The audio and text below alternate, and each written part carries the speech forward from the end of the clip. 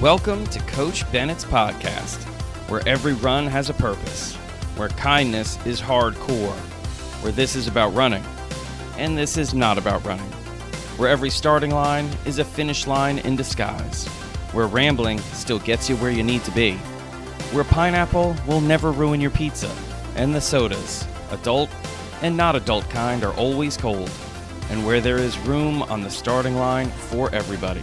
I'm Coach Bennett. Thank you for letting me be a part of your day. Let's get started.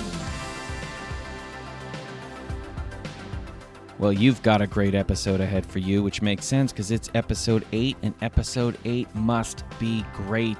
This is Embrace Your Weaknesses, and yes, we will talk about why we want to get up close and hug them weaknesses that we all have and how doing that can make you not just a better runner, but a better person. We're also going to be talking about the Taylor Swift concert that took place on Sunday in Seattle, Washington. We'll even talk about what to do when your dog takes a dump in the middle of the room. Guess what? It's not throw a rug over it. I'll explain later. We got the mailbag, and we've got so much more. So let's just get right into it now. Welcome to episode 8 of Coach Bennett's podcast, Embrace Your Weaknesses. That's right. Today, we're going to get all lovey-dovey about our weaknesses. Are you excited? I hope you are, because I think this is a super important episode. It could be because of the time of the year. I mean, we're kind of in the middle of summer, and you've got a lot of people training for fall races. You've got a lot of people, because it's summer, starting to train again. We got a lot of people dealing with training in tough situations, whether we're talking about the weather, which has been brutal for a lot of the world lately, or just situations at home, at school, at work, just going through some tough stuff that life has put in their way. So, what we're going to talk about today are your weaknesses, because what happens is during these times, people tend to shy away from their weaknesses. They'd rather focus on their strengths because it makes them feel better. It's a lot easier, they think, to focus on their strengths, and they ignore the weaknesses. They put the weaknesses in a corner, and you know what? You don't put your weaknesses in a corner, and you don't put baby in a corner, right? Of course not. But before we get into the real heart and soul of episode 8, I want to tell you a little bit about what I've been up to just over the last couple of days, and it starts with Taylor Swift. Now, Taylor Swift was in Seattle, Washington on July 22nd and July 23rd at Lumen Stadium. I think it's Lumen Stadium. Am I saying that the right way? I don't know. I'm not a Seahawks fan. I'm a New York Giants fan. But anyway, it's where the Seahawks play. 72,000 fans both nights. I was not in the stadium for either of the nights, but my two daughters went on the second night. I went up with my wife and my two daughters. We dropped them off outside the stadium. They went in. My wife and I walked around Seattle, had a nice time, and then we hung out outside the stadium for 2 hours. The last 2 hours of Taylor Swift's concert, because she plays 45, 46 songs, plays for over 3 hours. We got to listen to the last 2 hours from the parking lot, and let me tell you this, there were about 7,500 people in the parking lot. 7,500 fans. 7,500 people rocking, singing every word, and since we were right outside the stadium, you could hear all 72,000 people singing. In fact, they were singing so loud, you rarely got to hear Taylor Swift, and it was magic. It was super powerful. Now listen, I'm a music snob. I guess I shouldn't say that. I used to be a music snob, and then I realized what an awful thing to be, because if people love music, good for them. Even if it's not the music I listen to. But I assumed, maybe because, one, she came out of country and I don't listen to country, and two, she started so young, there isn't a strong track record of like 14 and 15-year-olds starting out in the business and being great long term. But she's been in the business now for 20 years. But I gotta say, her songwriting is completely badass. Her show is totally electric. I mean, I wrote somewhere that it reminded me of the pageantry of a Madonna concert. Okay, the like the deep catalog fan of a Springsteen concert, like that kind of a vibe where people are so excited about every single song that comes on. The community aspect of a Dead concert, like the Grateful Dead, like Deadheads, that kind of vibe where everyone is supportive of each other and respectful of each other. And then kind of this relentless drive of like a Pearl Jam concert with the rapture of a U2 concert. It's a smorgasbord of badass music. I'll tell you what, if I was in the concert, I would have said this was the best concert I've been to. And prior to this, well, I can't say it because I actually wasn't in the concert. So, but the best concerts I've been to have been Springsteen, U2, and Radiohead. Like, so for me to be saying what I'm saying is hard for me to even hear because I never thought I would be saying that, yeah, if I had gone to the Taylor Swift concert, that would have been the best concert I'd ever been to. And if you're someone who is maybe a little hesitant to believe what I'm saying, you need to go listen to some Taylor Swift. Now, again, I have daughters that are big fans, so I hear it a lot. But I'll tell you how I actually first started listening to Taylor Swift. I mentioned this on the Two Coach Bennett's Talking podcast, but I'm going to tell you here again. A couple years ago, I'm guessing this is maybe 7 years ago? 7 years ago? I don't know. Who cares? 7 years ago. And I always listen to music when I'm writing. And I was sitting down and I'm writing on Nike's campus here in Beaverton, Oregon. And I've got my music on. And I'm listening to a new album by an artist, Ryan Adams. Not Brian Adams, Ryan Adams. And known for great songwriting chops, the whole thing. And I'm listening and I'm thinking, this is the best lyrics I think I've ever heard from him, which is saying a lot. And I'm enjoying it, and song after song, I'm saying, geez, this is incredible. It's so consistent how good his lyrics are. I love lyrics, by the way. I love them. So I'm really into them. First time through an album, I'm focusing on the lyrics just as much as the music. A lot of people, they don't get to the lyrics until later, once they kind of know the song, and now they want to know what they're singing. Me, right away, I'm listening, I'm paying attention, and I'm thinking, the dude is on fire. And then I suddenly hear a line where I'm like, wait a minute, I've heard that line before. And it just seemed out of place for him. And I started thinking, wait a minute, what's going on? So I just wanted to read a review or two. So I pulled up Rolling Stone, and I found a review for the album, and I realized, wait a minute, not one of these songs is his. He had recorded an album which was literally him covering every single song from Taylor Swift's 1989. So I had been complimenting this guy for the best lyrics he had ever written when he had, in fact, never written any of these lyrics. Taylor Swift had, which then led me to her 1989 album. And I realized, wow, she's really good. But it wasn't, again, until my daughter started listening to her a lot that the song started to really creep into my day-to-day. And I gotta say, she's amazing. So that's where I was this past weekend. And the other thing I'm going to say about the concert, other than the music and the show, was the community. I see this in the sport of running too. Sometimes it's when a city is taken over by a marathon, like in Chicago or Boston or New York, and you just get this incredible vibe, this incredible feeling, like you're touching the main nerve of something really powerful and positive, because you have all of these people that are coming into town to do one thing, and that's something extraordinary. Take on a challenge. Try to do something great, something that they've committed to and recommitted to. And they're surrounded by people in their life that love them and are supporting them. It's an amazing, amazing feeling to be in a city during a major marathon.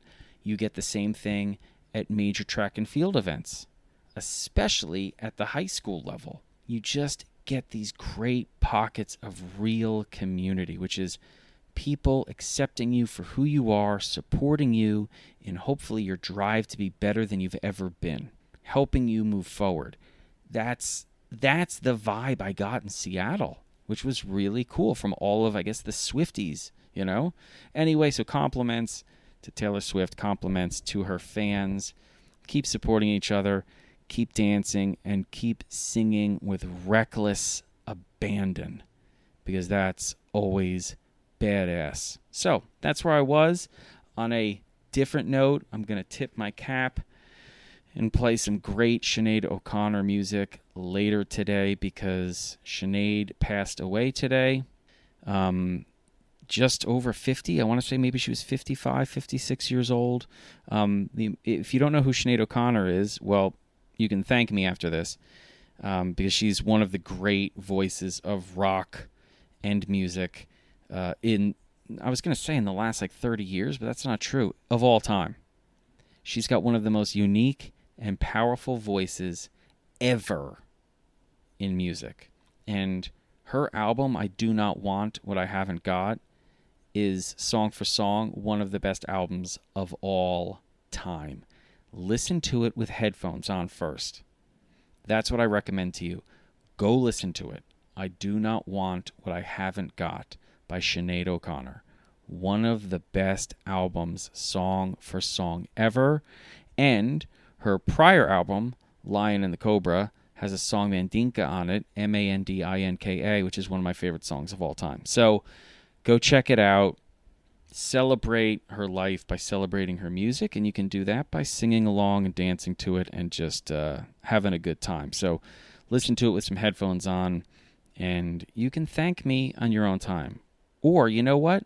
You don't need to thank me. You can just share it with someone else. That's the best way to thank me. Just share her music with somebody else. All right? Okay, and other than that, I think I'd mentioned last week I was hoping to do the Barbenheimer thing, where you see Barbie and Oppenheimer on the same day. A lot came up last week. Work got busy. Then there was some travel. I didn't get to see Barbie. I didn't get to see Oppenheimer. My hope is that's going to happen this week. So next week I can talk to you about the Barbenheimer experience. I'm excited to see both movies. I hear from friends that have seen either both of them or one of them, rave reviews across the board.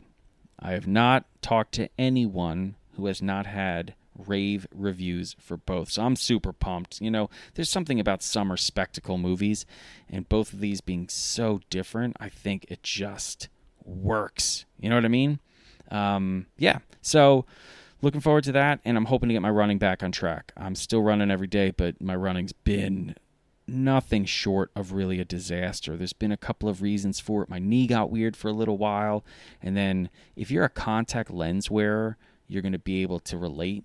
I took my contacts out the other night, and suddenly I felt like my eye had been scratched, like a piece of dust might have gotten between the contact and my eye, and it just stayed in there all day. And that happens sometimes, and your eye gets very itchy, and it gets red, and it gets watery, and then you go to sleep, and the next day it's basically fine. But the next day, it was 1,000 times worse. I don't normally go to the doctor because I'm an idiot, but this time I actually told my wife, I said, if it's not better by 4 p.m., I'm going to the doctor. And luckily, right around 3:30, it started to get better, but it was bad news.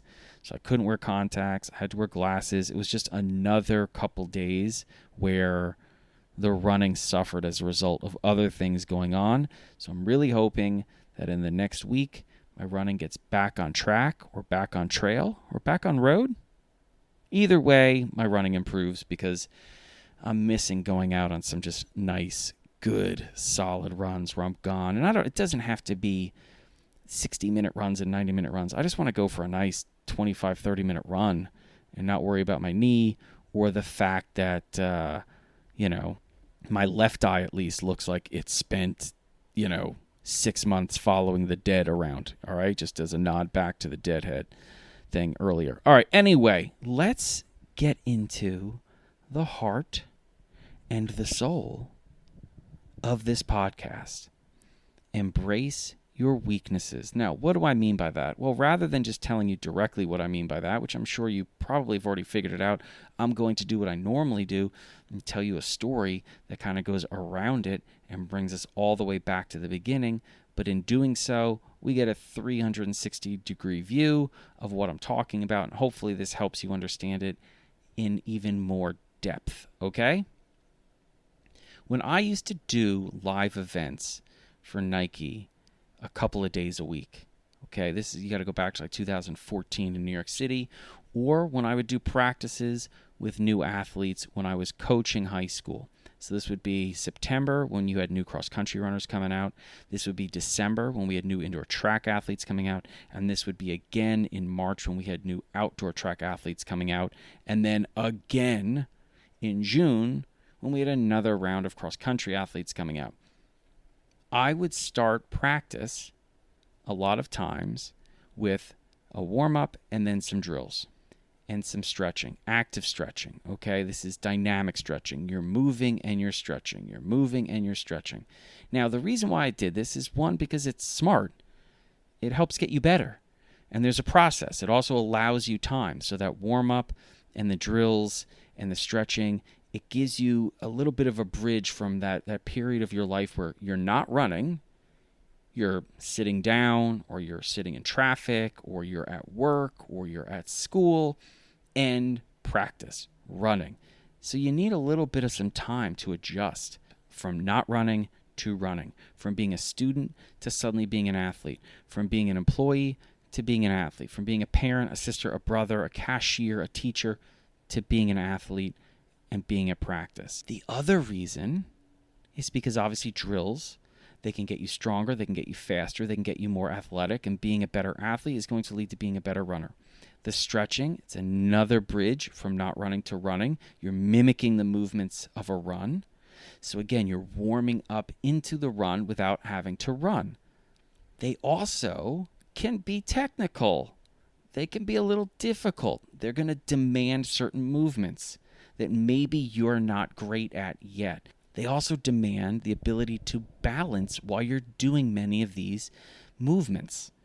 And that is not always everyone's strong point. Because if you're not practicing some of these things, you're probably not very good at them, which is terrific from a coaching point of view. Because most new athletes, most new runners, when they first show up, they suck at the drills. And they suck at the dynamic stretching. A lot of it is because they're just not used to doing the movements. Fair enough. A lot of it is, like I said, they don't have great balance yet. But I call it out.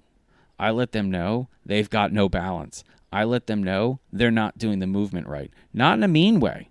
The opposite. I celebrate that they're terrible at it.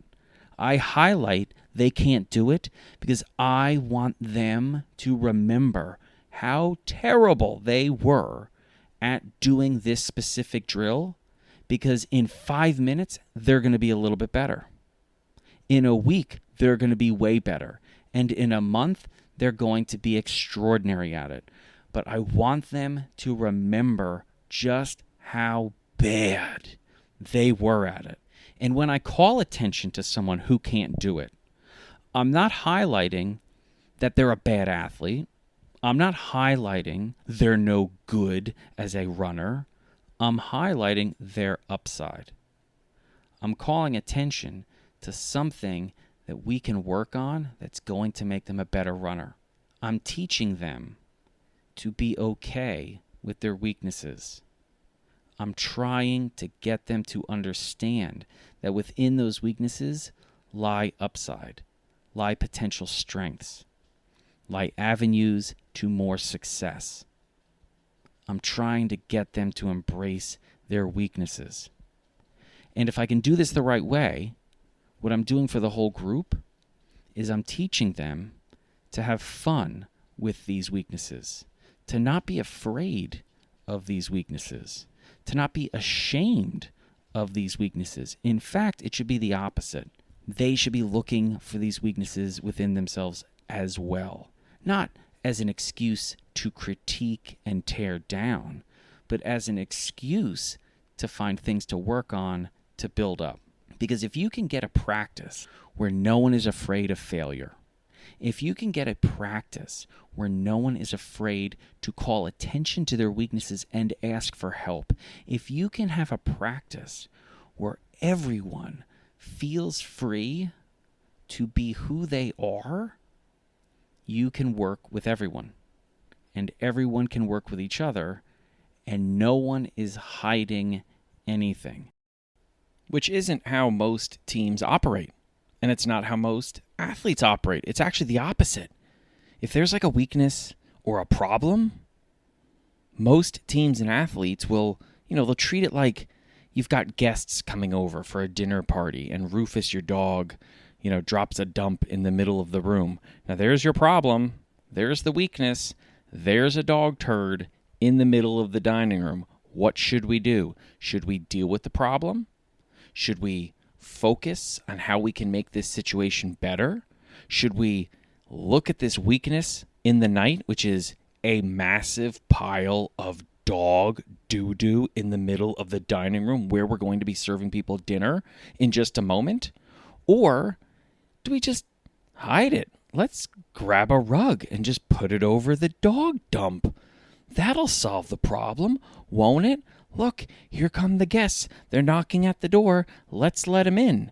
Well, I'll tell you what, after you've offered everybody some drinks, they're going to start smelling something that smells an awful lot like dog feces. You want to know why? Because there's literally some dog crap in the room that instead of you dealing with, you decided, I'm going to throw a rug over it. And that'll solve the problem. That doesn't solve anything. It just hides the crap. It doesn't get rid of the crap. It doesn't get rid of the smell. And what an awkward situation. The dog is like, look, people, I wasn't let out. I just did what I did. I don't really know why they haven't fixed this problem. All they had to do was scoop it up, clean the floor, and then throw the crap away. But no, let's pretend that it's not there. No. Don't ignore your weaknesses. Don't ignore the problem. And don't ignore Rufus's poop. Clean it up, deal with it, and let's move on. You know what I mean? You're terrible at hills. What's your solve? Never run hills? What's your solve? Mentally beat yourself up every time you run hills because you're terrible at them? Or why don't you shine a light on it and say, what is it about hills that I have a problem with? Maybe it's a mental thing. Maybe you're running them the wrong way. Maybe you get all tight and anxious and stressed and you charge up the hill, and that's the opposite of what you really should be doing. Maybe because you think you're not good at hills, you don't run hills, which is why you're not good at hills. Maybe it's endurance. Maybe the problem is endurance. You say, you know what, my endurance is terrible. I can do really, really short runs, but once we go longer, it's so boring. Like I can run, 2, 3, 4 times around my block, but if I have to run like 60 times around my block, I just can't do it. It's so boring. Maybe endurance isn't your problem. Maybe it's just you're the most boring runner ever, and you don't realize you don't have to only run around your block. Maybe you could run with people and go a little bit longer. Maybe you could go to the park down the street, or maybe just couple blocks in one direction and then a couple blocks in another direction. Maybe it's a couple different blocks you run on and you're going to go run further. And it's not so much a question of whether you can or cannot build endurance. It's whether you can plan a more exciting, fun, invigorating run for you. It's really tough to endure a boring run when the run is boring. Well, maybe just make the run less boring, but you're never going to figure out how to build endurance if endurance is your weakness, if you're not looking at why you're having trouble building up your endurance. You need to get in close with your weaknesses. That's why I use the term embrace. Don't just look at your weaknesses. Call your weakness over and give it a bear hug. My mom used to call really great hugs vitamin hugs. She believed, and I believe too, because you got to believe this, if you get a really good hug from somebody, it's like you're getting vitamins. You want to give your weaknesses a vitamin hug. You want to get to know them. Why can't you do drills? Is it because you're self-conscious of how you're going to look when you're doing drills? You don't want people to see that maybe you don't have great balance? Okay, I got an idea. Let's work on how we can strengthen your ability to maintain balance. Sometimes it's just some weakness, there's that word again. in your lower legs, ankles, your calves. Sometimes it's the inability to hold a certain position like a lunge. Okay, well, let's think about how we can strengthen some of your muscles so you can hold that position a little bit easier. So it's not so much that your weakness is balance. Sometimes your weakness is a different weakness causing that weakness. So if we can just pull the thread back from the cardigan, what we're going to find is actually it's something else entirely. But we're only going to be able to find that out if you spend the time with that weakness. Embrace your weaknesses. I'll tell you another story from when I was coaching, because this isn't just about running. This is about running, and this is not about running. I'll give you a little coaching sidebar here. It was the winter of 2014. We had an excellent team at the high school level. They were second in the nation in cross country, and we were coming up on the indoor national championships. The best cross country team in the country was going to be there, and the number 3 team was going to be there. So it was the first time ever you're going to have the top 3 teams ever from the NXN, which is Nike Cross Nationals, from the cross country national championships meeting in an indoor national championship relay. We were all going to meet in the 4x-mile at the Armory in New York City. This coincided with a brutal winter of weather in New Jersey, one of the coldest winters, an amazing amount of snow on the ground. It was one of those winters in Jersey where we got heavy snow in December and then cold temperatures, which meant the snow was on the ground for months. And if the snow is on the ground for months, what that means is we have no access to the trails, we have no access to the outdoor track, we have very limited access to the roads because the roads are very unsafe because there's no longer a shoulder because that's where the snow is from the plows displacing the snow on the road. It goes to the shoulder. So I was kind of stuck trying to figure out how do we train in this environment. And my weakness was I thought that what had worked in the past, what I had done in the past, the way I had coached in the past, which had always been successful, would work again. That was my weakness. It was an inflexibility that was caused by the success. I thought the success came from what I was doing, period, as opposed to doing the right thing in the situation, under a certain set of circumstances, in specific environments. The adjustments I had made and had been making were what made me a good coach. My problem was, no pun intended, during this cold winter, I got frozen in my ways. And it took me finally being humble enough, which is one of the ingredients to greatness, because you cannot get better unless you are first humble, because you have to understand that you're not perfect, that you have upside, that there are imperfections, that there are weaknesses, that you have shortcomings to work on in order to improve, which means get better. So you need humility to achieve greatness. Remember that. But I had to be humble enough to realize I'm not a perfect coach. I am not making great decisions right now. I need to understand my weakness is I'm frozen, I'm stuck in my ways. And the moment I did that, it allowed me to work on my weaknesses. It allowed me to put a spotlight on my weakness and say, I need to rethink how I'm coaching. There is a better way. It's just not the way that I'm coaching. And once I did that, everything changed. I started looking at our training different. I started looking at the environment we were running in different. I started looking at the way the athletes were handling things differently, and we improved. Now, how we did at Nationals doesn't matter. That's not the point of the story, okay? It doesn't matter if we won or lost the national championship. It just doesn't matter. But we won. Oh, yeah, we won all right. And it doesn't matter how fast we ran, because if we had just run well, that would be enough. But we ran fast. We set the national record. Actually, we destroyed the national record. But again, that's not the point of the story. The point of the story is that by embracing my weaknesses as a coach, it allowed me to work on them, and they became strengths.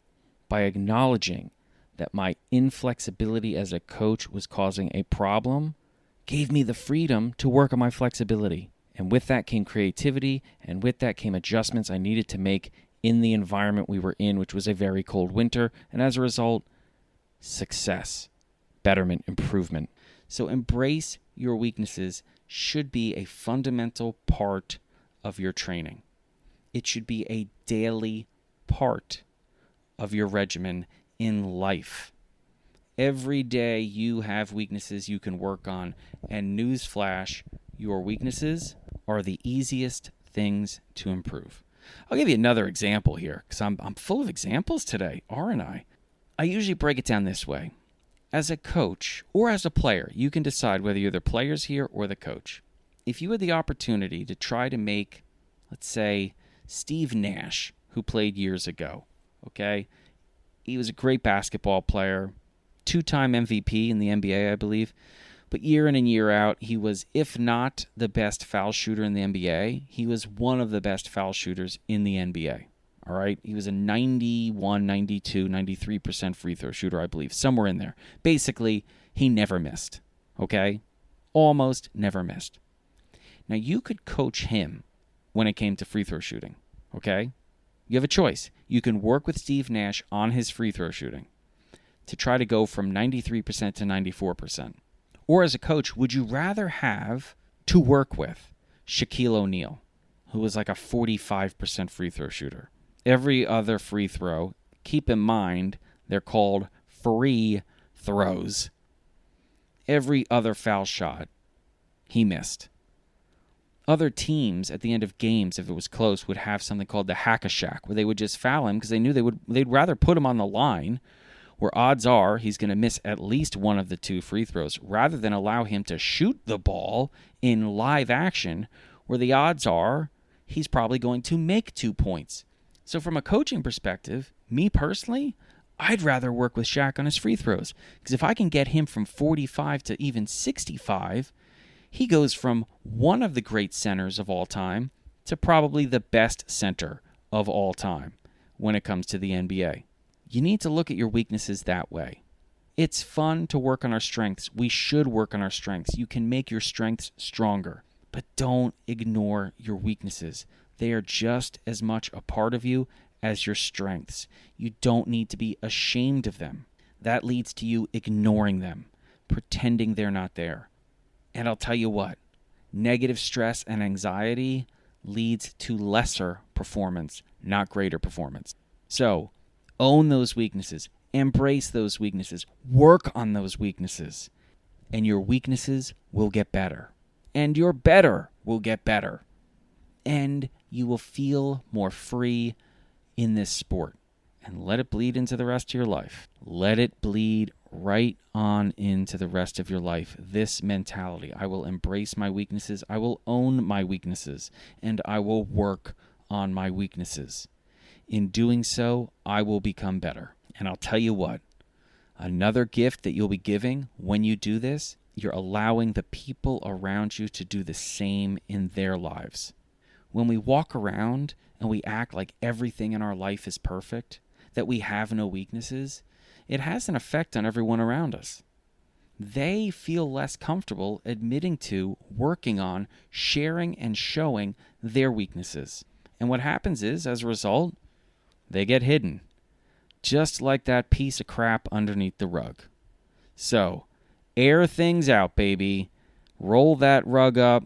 Throw it away, probably, unless you can get your rug cleaned somewhere, which is great. I don't even know how to do that, but I'm sure there are rug cleaners. But you can start by picking the rug up and getting the dog poop out of the room. Yeah, pick it up. Throw it away. You just made the room a whole lot better. Okay? Embrace your weaknesses.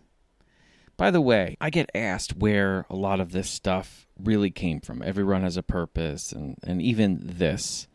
Embrace your weaknesses. Well, when I first started working for Nike, actually before I started working with Nike, I wrote on a legal pad. These are my non-negotiables. These are the fundamental tenets of my philosophy that I stand for. And I wrote on a white legal pad, we are all meant to be runners. All runners need to be athletes. Every run has a purpose. Respect the run, but never fear it. Embrace your weaknesses. Measure success as many ways as possible. And we believe in you even when you don't. I said, those are my truths as a coach. Don't ever ask me to go against any of them, and we're going to be okay. That has been the foundation of my coaching philosophy. I know last episode we did Every Run Has a Purpose.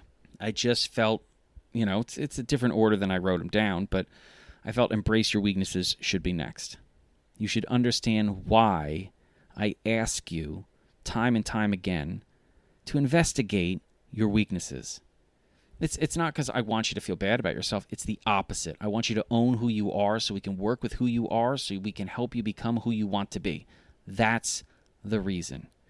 Embrace your weaknesses. And that's the heart and soul of this episode. So thank you for listening to that. And now let's open up the mailbag. And speaking of the mailbag, let me say this. The mailbag is pretty full. So this is what I'm thinking about doing next week. We're actually thinking about doing the same thing with two Coach Bennett's Talking Podcast, potentially having a mailbag only episode, which I think would be pretty cool. So if you think it would be pretty cool, let me know.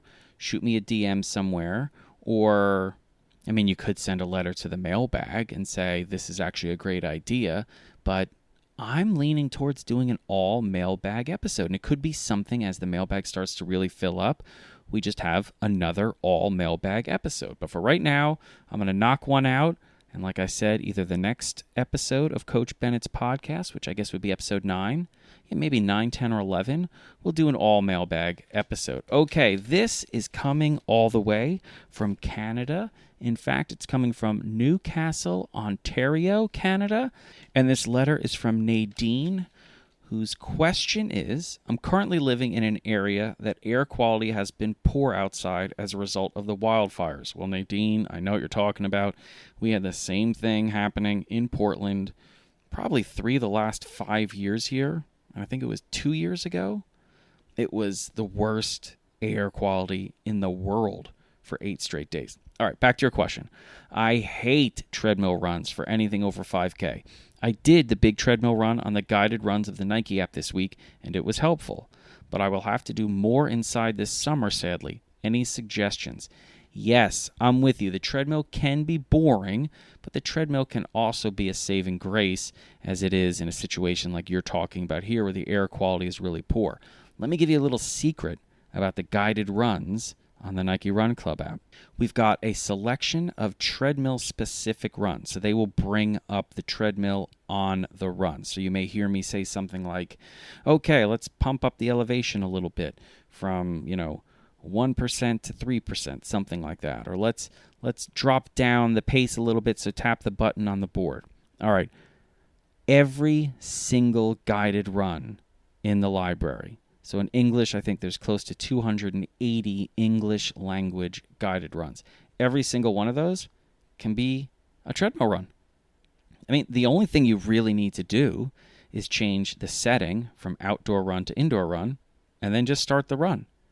And when I say something like pick things up, you have a couple choices. You could pick things up effort-wise. Remember, just think effort when I say pick things up by raising the elevation on the treadmill. Or you could pick things up by actually keeping the elevation the same and just picking up the tempo, which means increasing the MPH or the KPH on the treadmill. You have control. You can mimic or mix up the run on a treadmill like you're running outside. Think about some of your favorite runs outside. I'm sure the terrain changes. I'm sure sometimes you're on an uphill or a downhill or it's rolling terrain. Just play with the treadmill. Play with the paces a little bit. It doesn't have to be dramatic, but your pace does fluctuate on every recovery run. It gets a little bit quicker over the course of the run, and there are moments when it might slow down because, maybe you're running on a sidewalk or the terrain's a little funky or you're going uphill or you're going downhill. Just mess around with those buttons. Mix things up. Too often people get on a treadmill, they lock in, they're at like a certain pace, and they're at a certain, grade where it's like, it's a 2% grade or something like that. And that's it. There's no more changes. They lock in, they're done. That's the run for the next 30, 40, 50, 60, 90 minutes. Why? Pick things up for 3 or 4 minutes for no reason. Drop things down real slowly. Run up a really steep hill on the treadmill for a minute just to mix things up, just to break things up. These are the things that you have control of. have some fun on the treadmill. And in terms of guided runs, remember, every single one of them can be done on a treadmill by you. All you have to do is own that treadmill. You're in charge. You're the one tapping them buttons. So tap them buttons up and tap them buttons down and have some fun. Because life happens and we can't run outside sometimes. Yes, sometimes it's the air quality, sometimes it's weather, sometimes it's just the fact that it got dark and you don't feel comfortable running in the dark. Fine. That's why the treadmill is there if you have access to one. So as much as I look at a treadmill most of the time as a dreadmill, if I need it and I get on the treadmill, I make sure that by the time I get off the treadmill, in no way am I blaming it for me being bored. It's not the treadmill's fault that I set it at X kilometers per hour at X grade and then just did that for 60 minutes and walked away and said, "Oh, I'm so bored." Of course you're bored. You set up a boring run on the treadmill. So you be a fun runner and make the treadmill your fun machine. Okay? All right. Great question. Thank you, Nadine. I'm hoping that the air quality improves up there in Canada. Okay? And stay safe. Sometimes the best run is, in fact, no run. Okay? Okay. Well, we're coming down the last straightaway here of episode 8. So let me just tell you a few things that are coming up. As always, pretty soon there's going to be another Coach Bennett's newsletter coming out. So make sure you're checking out the show notes for the link to my Substack. That's where the newsletter is. And we're a couple weeks away from heading back east to the Jers, the land of milk and honey, New Jersey. So that's pretty awesome. Most importantly, let me take this opportunity before I sign off just to say thank you so very much for listening to this episode, for listening to any of the episodes, for following, subscribing, rating, reviewing, all of that stuff. It really does mean so much to me. I really hope these episodes, these podcasts, are a help. I hope you're enjoying them. I hope it's entertaining you. I hope you're getting a laugh out of them. And I just want you to know I appreciate you listening. Thank you so much. And until next time, take care of yourself. Take care of each other. Thank you so much for listening to Coach Bennett's podcast today. And if you're not already following or subscribed to the podcast on whatever platform you're listening, well, I really wish you would because it helps a lot. Also, check out the show notes because you'll find a link to Coach Bennett's newsletter, as well as all the social media sites that I'm on. Places like Threads and Facebook and Instagram and Mastodon and YouTube, and even the artist formerly known as Twitter. Whatever that dumpster fire is called today, you'll find a link to it because I'm on there. Thank you so much again for listening, and until next time, take care of yourself.